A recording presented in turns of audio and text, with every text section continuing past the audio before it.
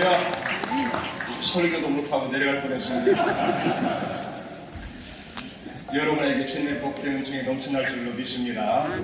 우리 대학을 또 임시총회하도록 하셔서 방문해 주신 여러분 진심으로 환영하고, 윤재철 총회장님과 모임은 원룸 목사님을 진심으로 환영하고 반갑습니다. 저는 우리 학생들에게 여러분은 최고의 학생이라고 강조합니다. 진심을 다해서.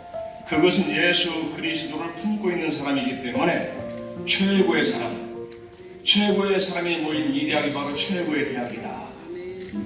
그 전 세계 어디 가든 125개 국가에 침례교회가 퍼져 있습니다. 그런 교단이 없는 것이죠. 그래서 나는 우리 학생들에게 자랑스럽게 여러분들은 이 시대 최고의 사람이고 최고의 대학에 다니고 있고 유일한 대학에 다니고 있다. 진심을 다해서 강조합니다. 이런 최고의 대학의 또 가장 큰 후원자이고 모태가 오판이 바로 우리 기독교 한국침례의 총인 줄로 믿습니다. 우리 총회가 잘 돼야 우리 침례신학대학교가 잘 되고, 우리 침례신학대학교가 잘 돼야 한국교회와 세계교회가 잘 될 줄로 믿습니다. 그런 의미에서 우리 침례교회는 굉장히 급진적이라고 말합니다. 영국 침례교회 홈페이지에 이런 내용이 있습니다. 침례교회는 레디컬하다. 레디컬이라는 말은 급진, 이런 말로 쓰는데 원래 이 말은 라틴어 라딕스 뿌리에서 나왔습니다. 왜냐하면 침례교회는 근원으로 돌아가기 때문에 그렇습니다. 원래대로 돌아가려고 하기 때문에 때로는 시대와 역행하고 시대와 반하기도 하면서 순교도 당하고, 그 결과 하나님의 복을 받아서 전 세계 가장 큰 교단이 된 줄로 믿습니다. 침례교회가 영국에서 시작되었죠. 미국에서 꽃을 피웠습니다. 한국은 결실을 누리고 있지요. 그런데 어느 한 나라의 침례교회가 침례 이상적인 모습은 아닙니다. 침례교회의 원형은 신약교회인 줄로 믿습니다. 어느 나라, 어느 민족, 어느 시대든지 간에 신약 성서로 돌아가려 하는 몸부림치는 교회가 바로 침례교회이고, 침례교회는 신약교회이기 때문에 신약교회는 사도행전교회이고 사도행전은 성령행전이므로 우리 기독교 한국 침례교회는 성령 충만한 그런 교단이 되야만 할 줄로 믿습니다. 그럴 때 우리 교단도 잘 되고 우리 학교도 잘 된다고 저는 확신합니다. 오늘 읽은 말씀 많이 하실 겁니다. 유대와 사마리아 관계, 이스라엘 역사적 배경은 목사님들은 너무나 잘 아실 겁니다. 사마리아 혼혈의 도시죠. 주도권이 유대에 왔습니다. 남쪽과 북쪽은 서로 거리에서 직접 통행하지 않았지요. 그래서 예루살렘과 갈릴리 직선으로 가면 길이 편한데도 불구하고 때로 서쪽으로 동쪽으로 우회해 다녔습니다. 예수님은 지역 감정을 초월해서 그대로 직진 사마리아를 통과하시게 되었죠. 그때 그 사마리아 지역, 예수께서 만나신 그 우물, 그곳은 극지점이었습니다. 민족 감정이 충돌했던, 인종이 충돌하는, 진영 논리가 충돌하는, 여러 가지 감정이 교차하면서 충돌하는 극지점이 바로 우물가 그 현장이었습니다. 요한복음에는 물에 대한 내용이 많이 나오는데요, 어떤 사람은 요한복음에 나타나는 물 이것만 가지고도 박사위를 받았습니다. 물과 성령으로 사마리아 여인, 마지막 10절에서 물과 피, 요한복음 전말에 물이 흐르는데 그 우물가에서 기가 막힌 사건이 발생합니다. 예수님과 사마리아 여인이 역사적으로 만났지만 신학적인 의미는 굉장합니다. 도저히 화해할 수 없었던 그 인종, 성별의 문제, 종교의 문제, 지역의 문제, 그 문제가 우물가에서 벌어지면서 예수를 통해서 해결되는 극단적인 갈등 상황이 오직 예수를 통해서 해결되는 그 현장을 우리는 보고 있습니다. 그 장소는 삶의 좌절과 질곡이 쏟아지는 현장이었습니다. 여인이 12시에 물을 길러 왔습니다. 대부분 목사님들께서 성기소개 하셔서 아시겠지만은 한낮 얼마나 덥고 뜨겁습니까? 햇빛이 너무나 뜨겁기 때문에 긴 옷을 입고 다니지요. 12시의 한낮에 무엇이 급해서 물동이를 이고 우물가에 도착합니까? 얼마나 절박한 일이 있었으면 여인의 삶은 참 기구했습니다. 남편 5도 경험했고 지금 있는 남편도 진짜 남편이 아닙니다. 이 여인에게는 고난이 성숙을 낳기보다는 분노와 비방으로 점철된 삶이었습니다. 고통과 좌절과 삶의 실곡을 물통에 담고 오듯이 한낮의 그 우물가에 다가왔던 것입니다. 삶의 좌절과 질곡이 쏟아지는 현장, 더 이상 무슨 말이 필요할까요?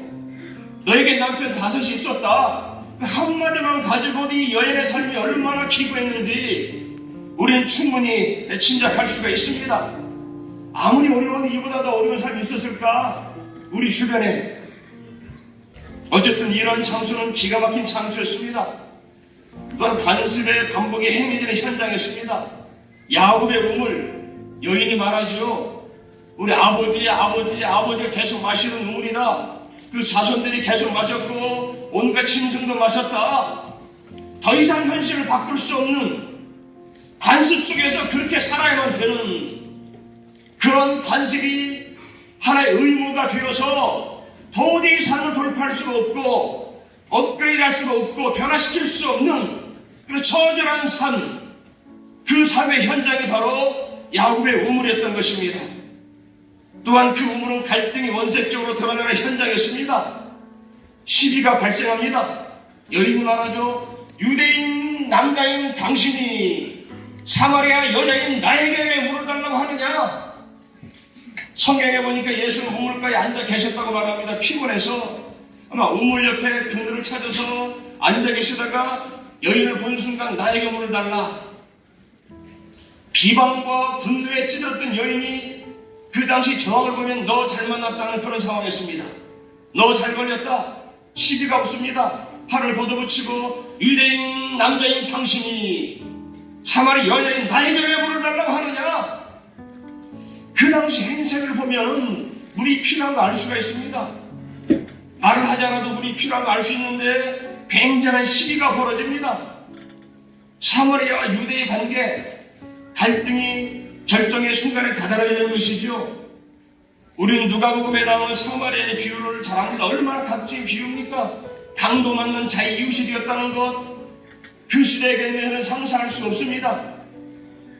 그 비유가 값진 것 이상으로 이 우물가의 사건은 어떤 면에서 우리의 현실을 반영한다고도 할 수가 있습니다. 리처드 니스벳이라는 사람이 쓴 사람일까 상황일까라는 책이 있습니다. 1991년에 나왔고 금년도에 번역이 되어서 굉장한 베스트셀러가 되었습니다. 사회 심리학적인 책입니다. 인품과 상황을 볼 때 무엇이 우선일까? 이 책에서 내린 결론은 상황이 성품을 능가한다고 말합니다. 교수는 교수의 신분답게 처신하려고 한답니다. 목사는 목사답게, 과학자는 과학자답게. 그것이 그 사람의 인품이 아니라는 겁니다. 어려운 사람이 위험에 처했을 때 지나가는 사람이 누구냐가 아니라 어려움이 처한 사람이 누구냐에 따라서 반응이 달라진다는 것이죠. 직업군에 맞게 처신하는 그 처사가 그 사람의 인품이 아니고 인격이 아니고 본질이 아니라 구체적으로 말합니다.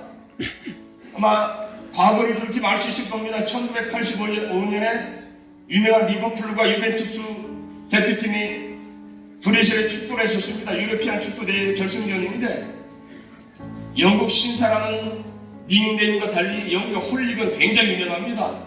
그들이 유벤투스 팀을 덮쳐서 300여 명이 죽고 수백 명이 부상당했습니다. 그 사건을 보면서 이 작자가 분석해놨습니다. 뭘 개인하다. 평소에는 굉장히 점잖았던 사람들이 진영이 형성되면 개인을 이탈해서 전혀 다른 사람으로 변한다는 것이죠. 저도 실제 축구장에서 보았습니다. 굉장히 점잖은 사람이 한 골을 먹고 한 골 들어가는 순간에 굉장히 다른 사람으로 변화합니다. 이것을 이 작자는 뭘 개인하라고 말합니다. 진영 논리에 빠지면 사람이 다른 모습으로 바뀐다는 것입니다. 흥분합니다. 이유도 필요 없습니다. 손업에 질서도 없습니다. 익명성인데 얼마나 많은 인신고객이 난무하는지 모릅니다. 나는 우리 교단 자유 게시판 보면서 그것이 왜 운영되는지 굉장히 의문을 갖습니다. 목사의 입에서 나올 수 없는 허위 내용과 비방이 나온다는 것은 목사의 모습이 아니라는 것입니다. 책임이 분산되며 막무가내가 나옵니다. 우리 학교는 7년 넘게 교단에서 파송된 50명의 이사가 들어오지 못해서 임시사가 오게 되었습니다. 얼마나 마음이 아픈 일입니까?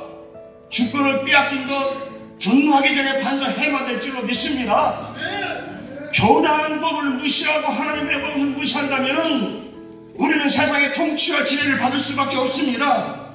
우리가 세상의 빛과 소금이 되어야 하는데 언제부터 우리 교단은 소송이 만연되어 있습니까? 하나님 법보다 사회법이 앞설 때는 교단에 희망이 없습니다. 학교에 희망이 없다는 것이지요. 3월의 우울감은 바로 우리의 모습이 되는 것입니다. 2000년 전의 사건이 아니라 지금 여기 있는 우리 교단의 모습이 아니고 어떤 모습이겠습니까?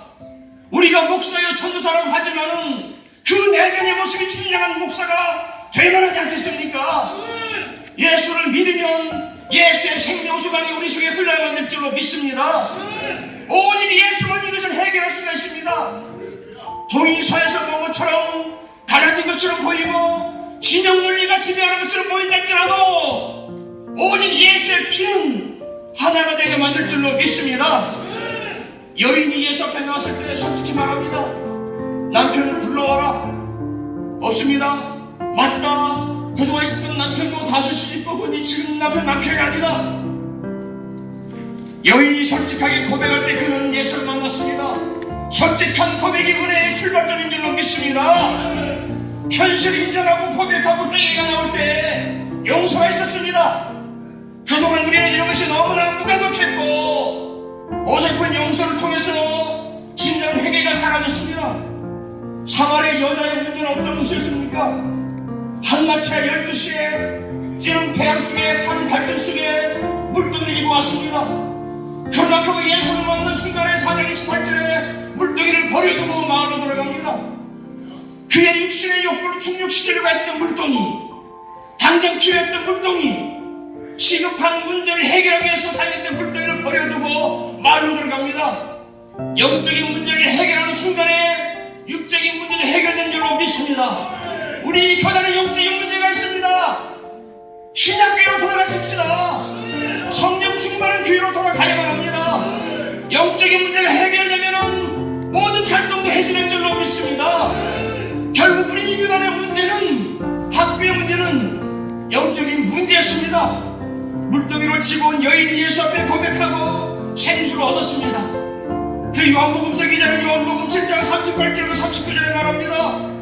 나를 믿는 자는 성경의 이름과 같이 그 배에서 생수의 강이 흘러나오게 하시니 이는 그를 믿는 자들이 받는 성령을 가르쳐 말씀하신 것이다. 예수께서 아직 영광을 받지 않으신 스승으로 성령이 아직 그들에게 계시지 않으시더라. 전제론적으로 성령이 계시지 않았단 말이 아니라 기능성을 말합니다. 아직 부에서 성령이 오시기 전입니다. 그 배에서 생수의 강이 흘러나오리라. 이는 그를 믿는 자들이 받을 성령을 가르쳐 말씀하신 것이라. 성령 받는 사람은 생수의 강이 흘러나올 줄로 믿습니다. 그래서 요한복음 19장 30절에 예수께서 말씀하십니다. 다 이루었다. 요한복음서는 십자가의 죽음을 예수 생애의 완성으로 말합니다. 그래 다른 복음서와 달리 요한복음서만이 오직 십자가의 죽음에서 다 이루었다라고 말씀하고 있습니다. 그리고 부활하신 예수께서 첫 번째 하신 말씀이 24시간 나라서의 성령을 받으라. 예수님은 영원전부터 계셨습니다. 인간의 몸을 입고 오셨지요. 공생애를 사셨고 고난당하셨고 죽으셨고 부활하셨고 승천하셨습니다. 신약 교회는 그 어떤 예수의 모습보다도 다시 오실 예수를 기다렸습니다. 그 신약 성경의 제일 마지막에 바로 요한계시록이죠. 그들이 기대하고 기대했던 것은 심판의 주였습니다. 이 세상에 어떤 내루에 박혀가 있어도, 어떤 도미티 안에 박혀가 있어도 심판의 주는 승리주로 다시 오실 것이다. 우리가 이 땅에서 무슨 일을 하든지 간에 심판의 주는 반드시 오실 것이다. 재림 예수를 대망하는 신앙이 그들을 지켜왔습니다. 그래서 순교의 피가 복음의 씨앗이 되었습니다. 어떤 환경에서도 그들은 복음을 변하지 않았습니다. 오직 복음대로 그들은 재림인 주를 대명하면서 신비한적으로 믿습니다. 그래서 요한복음에서 영광이라는 단어는 바로 십자가의 죽음을 말합니다. 우리가 예수의 영광을 사모한다면, 그분의 영광을 드러내기 원한다면 십자가에 죽어야 될 줄로 믿습니다. 우리 목사님들이 십자가에 죽을 때에 우리 교회는 살아납니다. 임시총회 올 때에 긴장이 있습니다. 좌절도 있습니다. 낙담도 있습니다.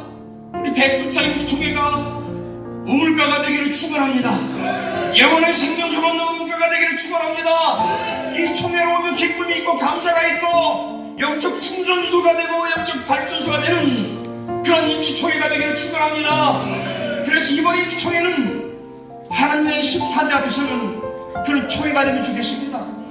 성령으로 고백하고 용서하고 성령의 인도함을 받는, 돌아갈 때는 기쁨이 넘치는, 물동이를 버려주는 놀라운 역사가 나타나는 하나님의 거룩한 심판대와 임자 앞에서는 그런 임시총회가 되기를 주님의 이름으로 축원합니다. 기도하시겠습니다.